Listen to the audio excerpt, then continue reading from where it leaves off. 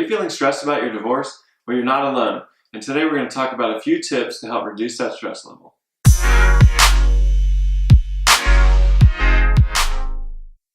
Hey, welcome to Life Restored. My name is Brandon. This is a resource that helps educate you through the divorce process, organize your finances along the way, and help prepare you for the next step of your life.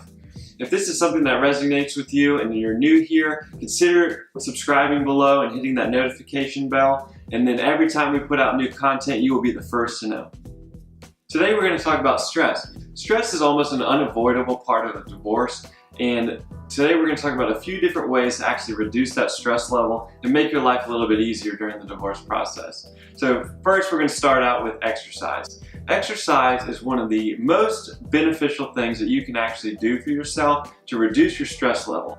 And the reason being is when you're working out and your body is just, the blood is pumping, your blood is flowing, you're actually releasing endorphins. And endorphins are almost like a natural painkiller for your body.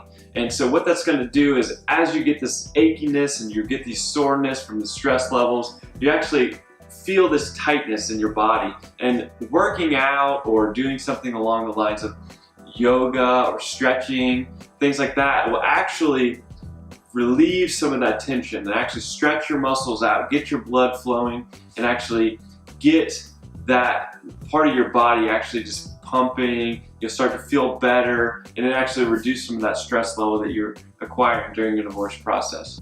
All right, so next we're going to talk about not making rash decisions during the divorce. This is something that may be a little bit easier to do during this time because you have this built up stress already and you don't want to produce any more. So if you make a rash decision such as going out and taking on extra debt, going and getting that car that you feel like you deserve right now, these will have consequences because if you take on this extra debt, not only do you have all this extra debt to deal with on a normal basis now, but you have the stress of, okay, now I have to produce extra income, or is my income going to be what it is now or what I think it is at the end of the divorce? So these are some of the things that you don't know of at the moment. So don't go out and make these decisions that are actually going to produce more stress on your back and create a harder circumstance for you going forward. So what you want to do is actually take these scenarios and just kind of reduce them. So start to think through each decision a little bit more carefully. Start to consult with people that you trust around you. Say, hey, this is kind of what I'm thinking about doing. Is it something that's going to benefit me? Or, go on to a resource kind of like this. You find something on YouTube. Okay, I'm thinking about this decision. And is this decision going to impact me in the long term in a positive way or a negative way? If it's something that's actually not going to impact you in a way that you feel that is a positive way moving forward, it's probably not the best decision to do right now. So what we want to do is just take those decisions, kind of push them down, kind of create a level playing ground for you. And if you have to talk to someone about these decisions before you make a silly one that's going to create more stress for your life and during this time and going into the future. All right, so the next stress reducer is actually something that most people do, but you actually might not think that it actually helps you from the standpoint of reducing stress. I briefly went over it before, and it's actually just talking things out. Talk to people around you to just get things off your chest. It's actually really therapeutic to talk things out, talk scenarios through with people that you love.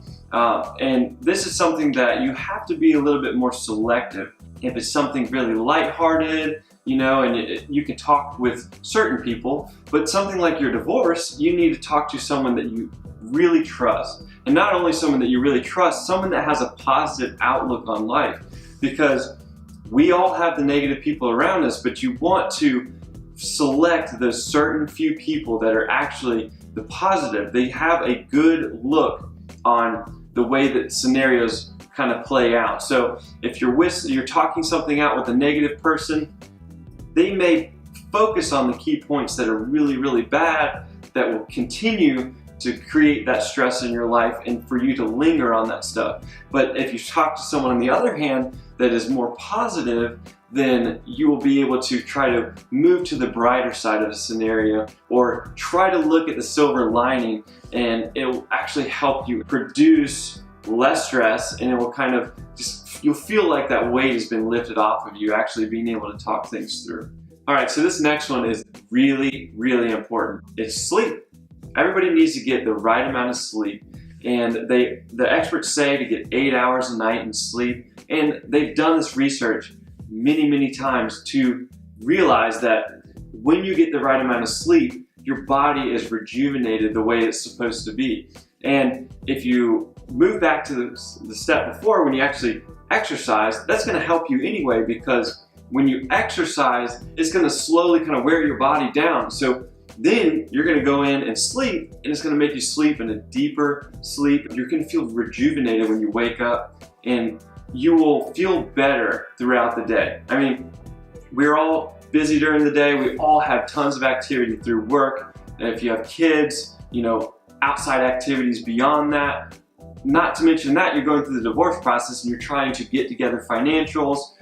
All of these extra things are going to cut into your sleeping time. So just make it a priority that you have a designated time for sleep, and it even helps if you created designated time for, say, your bedtime. It sounds silly as an adult, but you create a bedtime that you are going to stay on that routine every night and say, all right, I'm going to go to bed at 11, I'm going to wake up at 7, and that's going to be my routine to get my full 8 hours. And when you do that, your mind is going to be put at ease. You're going to be sharper. You're going to be able to make better decisions when you actually get down to dealing with your attorney or negotiating during the divorce process, or even just feeling sharper while you're in the gym, or when you're doing anything else that is for, you know, bettering your life. So just keep that in mind and make sure that you're getting enough sleep to feel less stress during this process.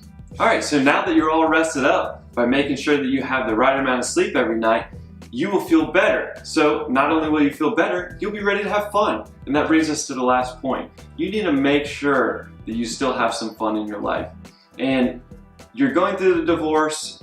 This is a tough time. You're filled with all the other activities like we talked about before, but just carve out a little bit of time, whether it's a Friday evening or a Saturday morning.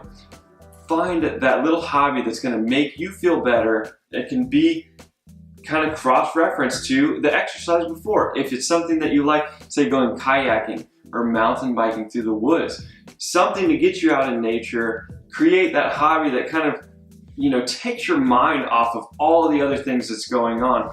Aside from the divorce process, you know, takes your mind off of what's for dinner tonight.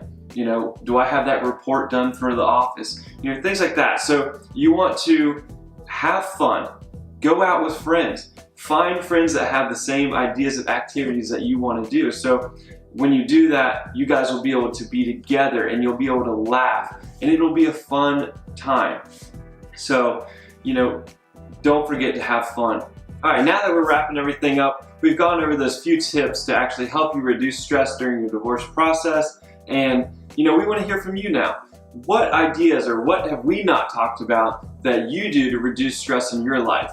We would love to hear from you down below in the comment section. We want to be able to read over and interact with you guys. So just let us know what you think, and we'll see you in the next video.